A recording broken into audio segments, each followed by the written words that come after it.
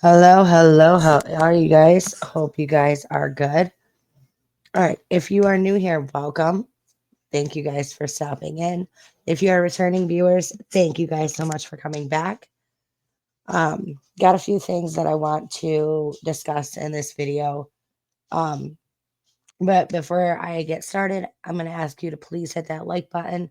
And if you have not already done so, make sure you subscribe to the channel. All right. So there's a couple things that I wanted to mention in my live yesterday that I just didn't get a chance to mention. Um, so I wanna look into a little bit of that, and then we'll discuss a little bit of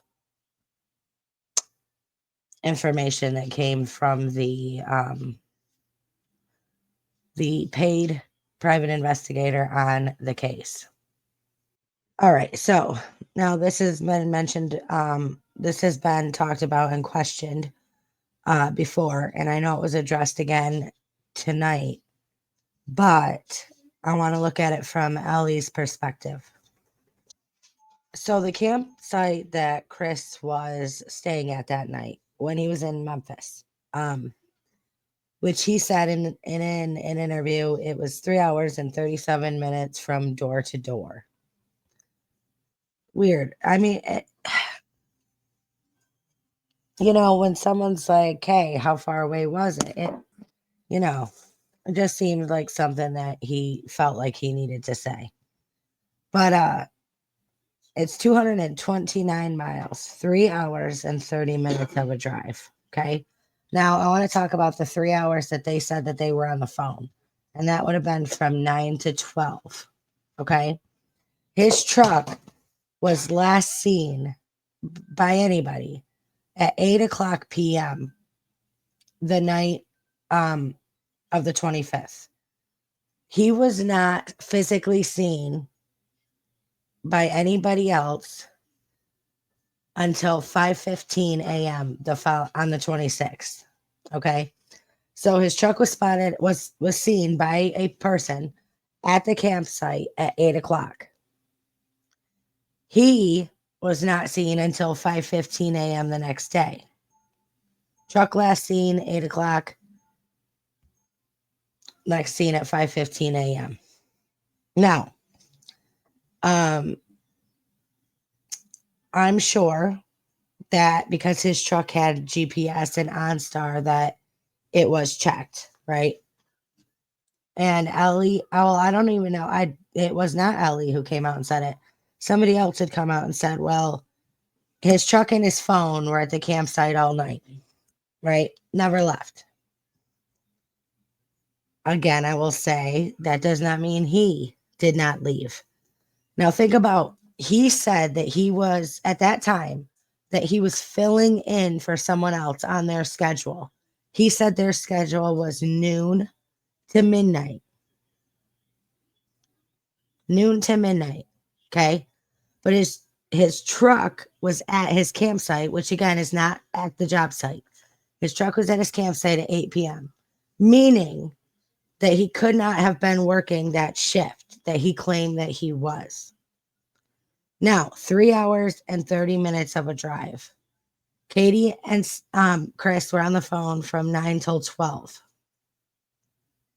Now, if he were to have left the campsite after he was seen there at 8 o'clock, that would have been, it would have made more sense to be on the phone for the 3 hours while you're driving back home or while you're riding back home. However you get there. So I think that's definitely pretty interesting. Now, another thing that I want to mention. Well, wait a second. I mean, so that's one lie right there. First of all, telling people that you were filling in and this is a schedule you were working. You're not going to be you're not going to be operating a crane for 3 hours with the radio, like the radio on to communicate with the other workers and be on the phone with your wife for 3 hours. It's not going to happen. It's a lot easier to be on the phone for 3 hours when you're, say, sitting there, right? Nothing else going on. So I just want people to think about that. All right. The next thing. We know that Chris is a corporal punishment guy, right? And he said on on one of the channels that he was on, I want to say it wasn't one of them. I can't remember which one. But he said that as long as you don't leave marks on a child, it is not abuse, right? So you can, do whatever you want as long as you're not leaving marks on that kid. Once you leave marks, then you cross the line a little bit. But up until leaving marks, there's no abuse. So I take you back to the CPS worker coming to the house right before Sebastian went missing.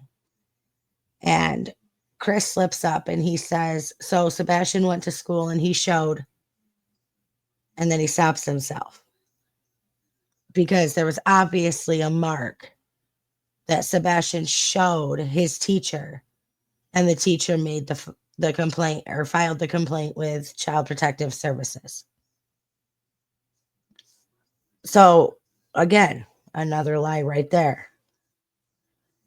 But if you're willing to hit someone hard enough where you do leave mark, hit a child, an autistic child at that, hard enough to where you are leaving marks. I mean, you should expect to be suspect number one, right? You should expect it. All right, the next thing that I wanted to touch on in that same interview, Chris goes on to say that dogs, like law enforcement dogs, are only 25% reliable with picking up scents and things like that. 25%, which clearly is not the case, or law enforcement wouldn't use them the way that they do. I'd say it's more like 95%, right? But it just goes to show you that he in one sentence, he's all for what the police are doing. He's all about they're doing the best job they can do. I wouldn't expect them to spend 24/7 on finding Sebastian. They're doing the best they can do. To next saying, well, listen, their dogs are only 25% reliable. So whether you picked up or sent or not, it can't really be trusted. Which, come on, we all know better than that.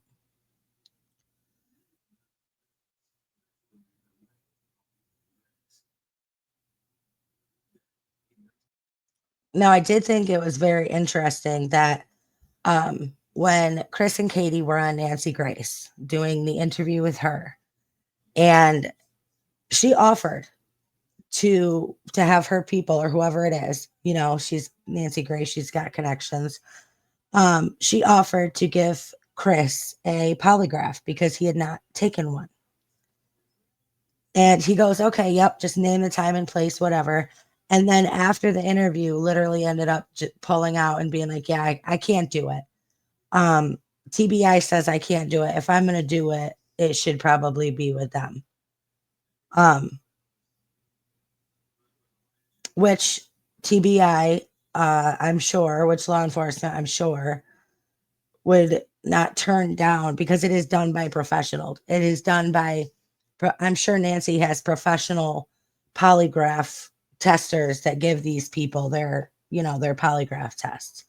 So that kind of just goes to show you, what kind of person he is. Yeah, well, he's on the interview. Yeah, we'll do it. And then as soon as the interview is done, he pulls out. Wonder why you would do that. Seth, however, accepted um, Nancy Grace's offer and did take a polygraph for her. One thing I did see the other day about Seth actually is Seth mentioned, so I can't remember if it was Nancy or Vinnie Politan that Seth was talking to, but he had said before when he got to Katie's house, it was law enforcement, Katie, and Kathy were the ones there. But I heard Seth, I just saw a short piece of it the other day where Seth was on, and he had actually said that one of Katie's friends were there. And so I wondered why that wasn't mentioned to Nancy previously, or if that was, if that had been kind of looked into at all for the Ellie to kind of figure out, okay, who's this person? You know what I mean? Who's this person? Why are they here at this time? Things like that. So I don't know if it was a neighbor. Seth just reported it as being one of Katie's friends. And again, I don't know why that wasn't also mentioned previously. So that's just another thing that caught my eye that I was like, wait a minute. That's not the same. So Seth actually, according to Seth, he actually and according to Cajun Navy, he contacted Cajun Navy and asked them to come and help out and assist with, finding Sebastian. So they agreed. They came down. Um, and here's the thing. The guy was actually on Vinny, and he was talking about how they got so many threats when they were in town. They got so many threats of like people harming them, and they got like death threats, and they were just being followed and like, harassed the entire time they were there. And then it actually got so bad at one point that they actually had to barricade themselves in a hotel room and call law enforcement um, because people were trying to, who knows what people were trying to do. And that's the thing, right? When you're getting that kind of treatment from one side, when you have one side, you know, like Chris and like the Proudfoot side, when you have one side that is literally going after and attacking people that come in to try to help, again, it makes you very suspicious. Like, as the parent of the missing child, why in the world would you try to attack anybody that was just coming in to try to help find your son? Why? Why would you let anybody that's affiliated with you harass people that came in to find your son? Unless there's something you don't want them to find. It makes absolutely no other sense. And sometimes you just have to look at things and say, this is what makes logical sense. So I'm sick and tired of people crying and bitching about the Proudfoots being examined and dissected and pulled apart like they are. Listen, I'm not judging Chris and Katie as human beings, as people. I'm judging their behavior and I'm judging the crap that they say. And that's why people are looking at them in the manner that they're looking at them. That's why they're getting the treatment that they're getting. Nobody should be physically attacking anybody, but people have reason and the right to look at what's going on and question everything because they asked for the help.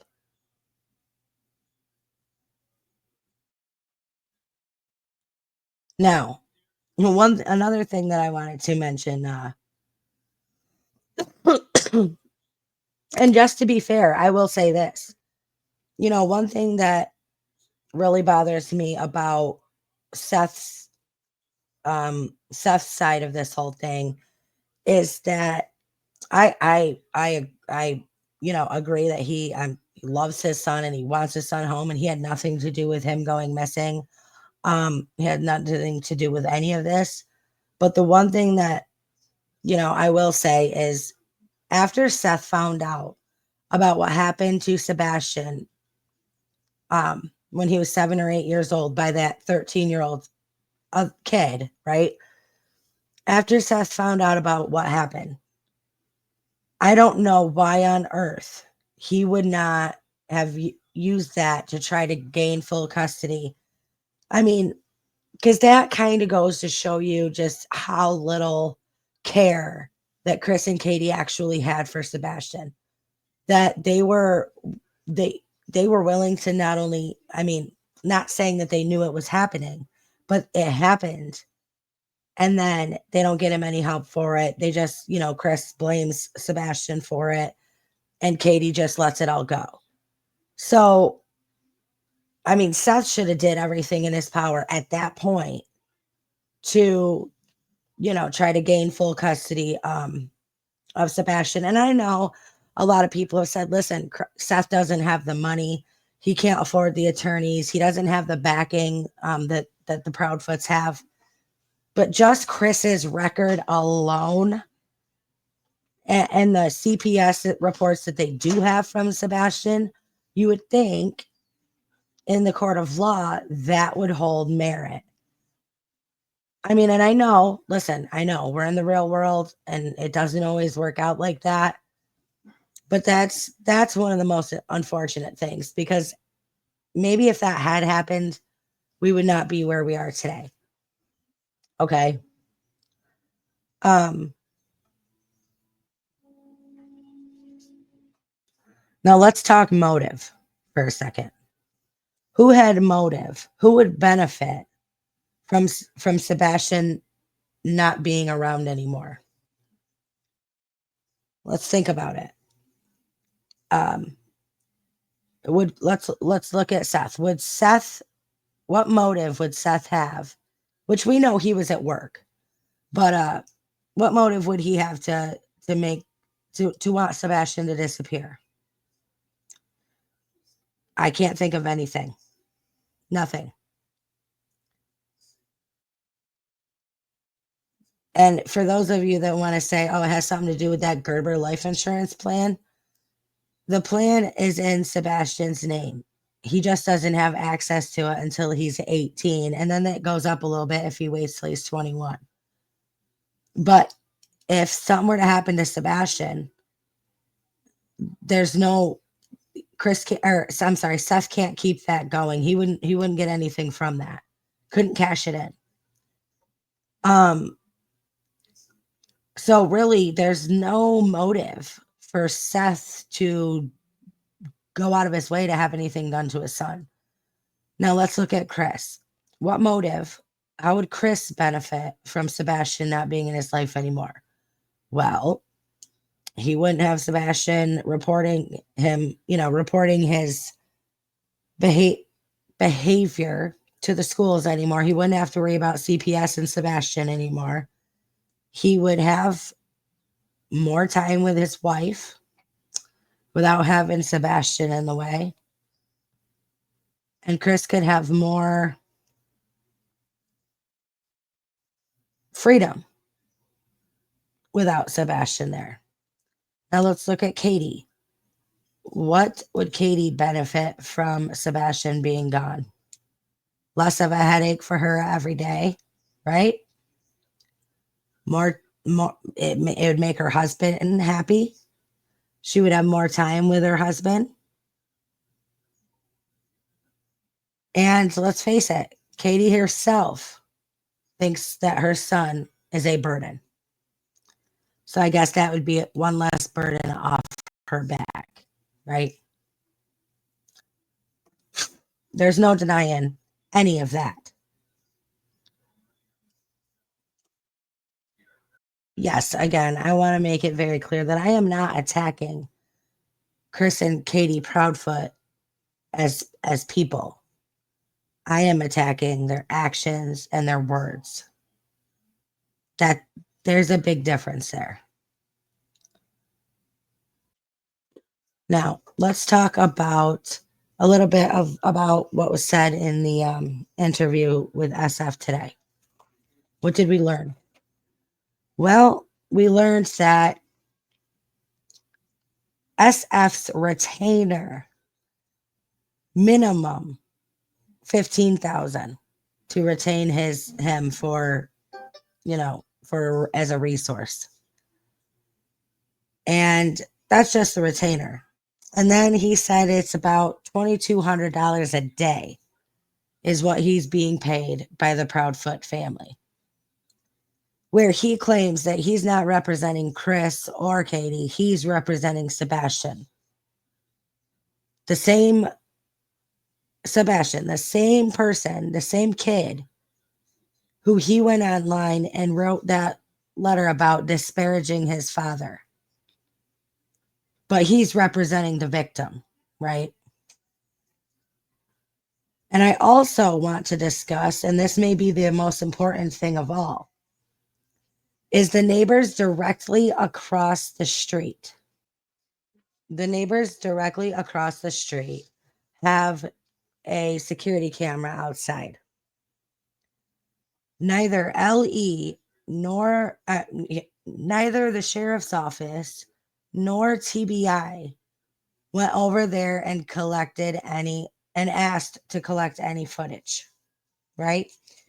I guess they took screenshots. The people took screenshots and gave it to the police, but the police didn't go over there and take any of that footage. So finally, and the guy says, listen, there might be something on here. He took it to the police station himself because he's like, after 10 days, it wipes itself. It overrides, right? So he took it to the police, he took it to TBI, and now TBI has the full footage. My question is do they actually have somebody that's sitting there going through all of this footage? Or is it sitting in a box somewhere on a shelf? Because I feel like there should be more answers. And why on earth? One of your first things that you're going to do is go around the neighborhood and collect any footage that you can that sees right over to the property that you're investigating. Why didn't that get done? Is it because he was being treated as a runaway? Is it because they were going off Katie's say-so that he just walked out the door?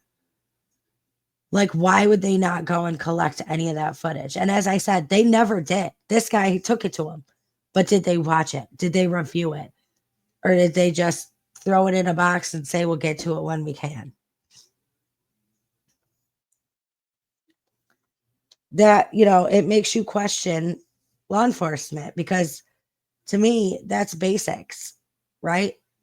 You see the house across the street's got cameras. Why in the world would you not walk over and collect it? It's crazy. So why was that done? Was it just missed because there was so much going on and it's just something that slipped through the cracks? Or did they not collect it on purpose, knowing that after a certain time, it would override and the videos would be gone? Really?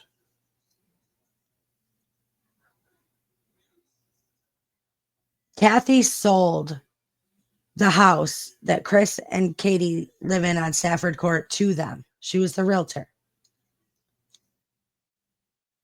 Was she the realtor to the people that live across the street too?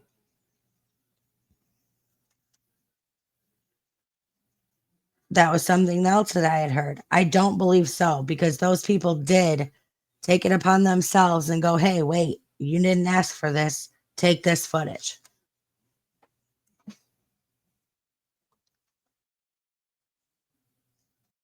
Another interesting fact that was mentioned was, SF said it's so dark there that you literally could not see if somebody walked out. So we wanted to run some tests.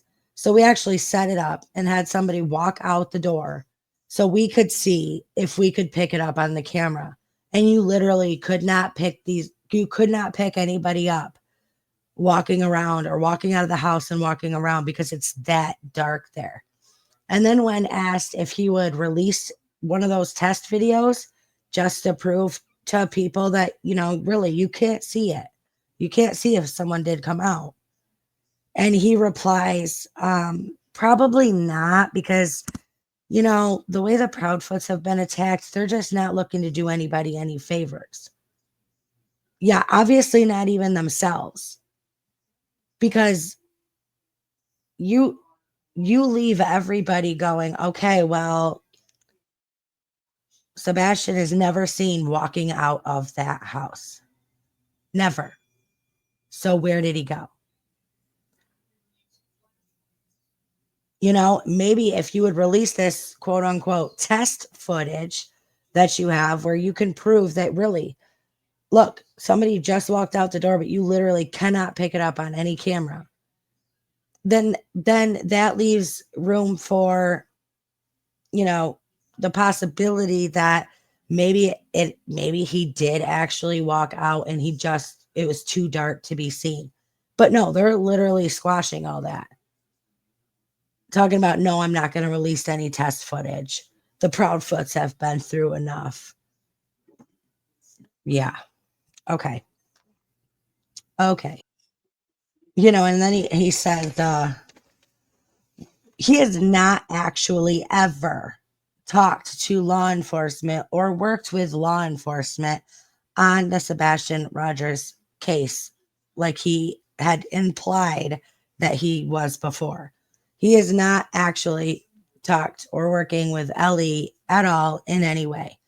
And then he says, well, yeah, the cops can't really work with me because then Seth's people would freak out because the cops aren't working with them. So, just to save everybody from being attacked, I just work by myself.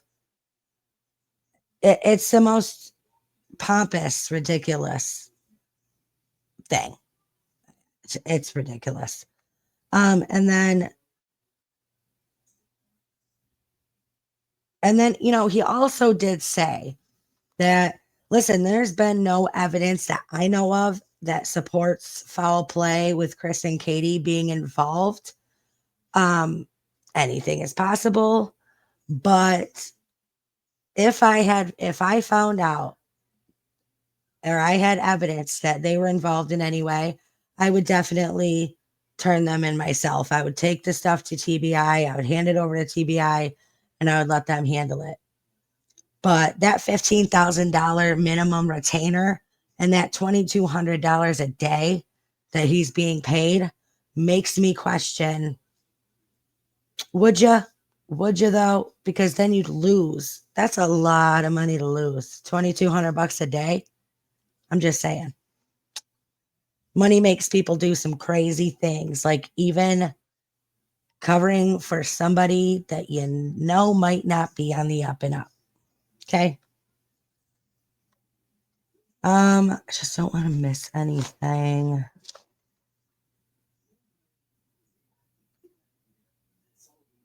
And he said, well, I sat down and I asked Katie, would there be anything at all that would lure Sebastian out of the house that night? Would there be anything at all that could get him outside? What could somebody do to try? And she replied, yeah, friendship.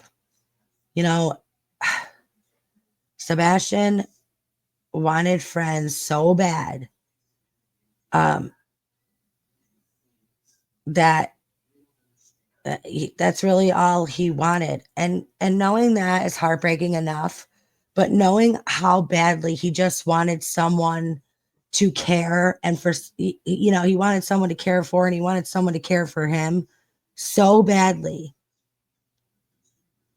And it makes your heart hurt that he didn't even get that at home. I mean, everybody wants friends. Everybody likes having friends. But I think kids need friends and they really being for friends more when they don't have any of that love or connection or compassion at home. And that's the most heartbreaking thing in all of this, as he was obviously this sweet-hearted kid, and they said themselves, yes, he was 15, but mentally he was more like 10. This sweet-hearted kid that just wanted to be loved. And he just couldn't get it. And that is heartbreaking. I hope and pray that, Sebastian is found. He's found safe. He's found alive. And he gets the love and care that he deserves, and that he's obviously gone a long time without. And yeah, that's my hope for all of this. So let me hear your thoughts down in the comment section below. I'm going to end this one here. Please hit that like button. Please subscribe. If you can, please donate. Consider donating. All the links are down in the description below. They're also scrolling across the screen. Yeah, this is a job. And between, I have 4 kids, and between homeschooling them and doing what I need to do and making videos and digging for content and researching, just consider donating if you can. All right. I love you guys. Stay strong, stay healthy, stay safe. Keep asking those hard questions. Keep spreading that light. And I will see you all next time.